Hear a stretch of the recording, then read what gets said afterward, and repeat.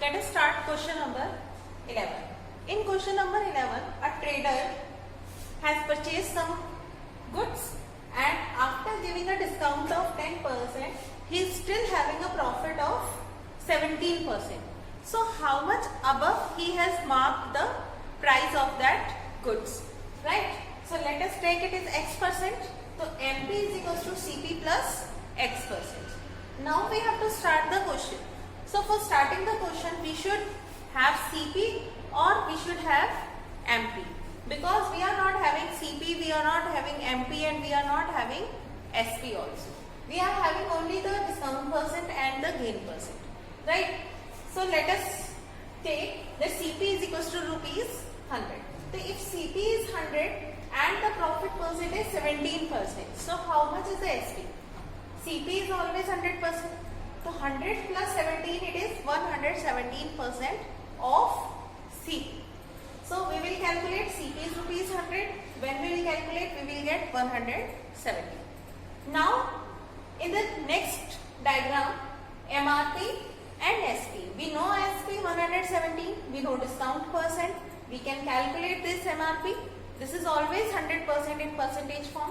So 100 minus 10, it will be 90%. Now the 90% of MRP is equals to SP.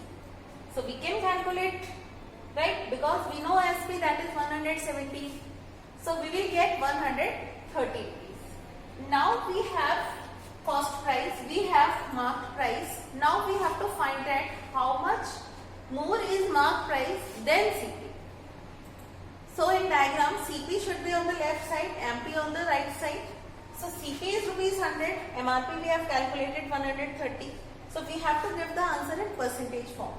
So how much is the difference? For calculating percentage, we should know the difference. 130 minus 100, we will get rupees 30. Now the percentage. So this difference divided by the value which is that left, that is CP, multiplied by 100. The difference is 30 rupees. CP is 100 multiplied by 100. So 100 and 100 will be cancelled. It will be 30%. It implies that MRP is 30% more than CP. Clear everyone? So we have to do this question in 3 steps. First of all with the help of this diagram, then with the help of this diagram, and then with the help of this diagram. Clear everyone? I hope you understood this question. In this question we have to find out the single discount which is equivalent to 2 successive discounts. Discount 1 is of 20%, discount 2 is of 5%. So let us take there is some MRP and discount is given, then it is sold, we will get SP, and after that again 5% discount is given and we have got SP2. Here we have marked it SP1 and this is SP2. So now we have to find out one new discount which is equivalent to these 2 discounts. Let us consider that it is D%, right? So in that this middle value is not there. Clear? So but first of all we should know the value of MRP and SP2. So let us consider the MRP is rupees 100. So let MP is equals to rupees 100. So if it is rupees 100 and we have got a discount of 20%. So what should be the value? This value is always 100% and this is our SP1. So we can say that SP1 is equals to 100 minus 20, it means it is 80% of MRP because this is MP. So 80 upon 100 multiplied by 100. So we have got the value rupees 80. After that, this is again given a discount on this value. How much it is? 5%. So what should be the value? This is SP2 and this is SP1. So this value is always 100%.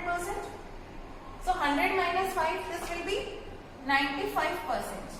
So we can say that SP2 is equals to 95% of SP1.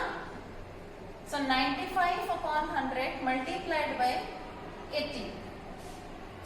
So now 0 and 0 will be cancelled. Let us multiply that.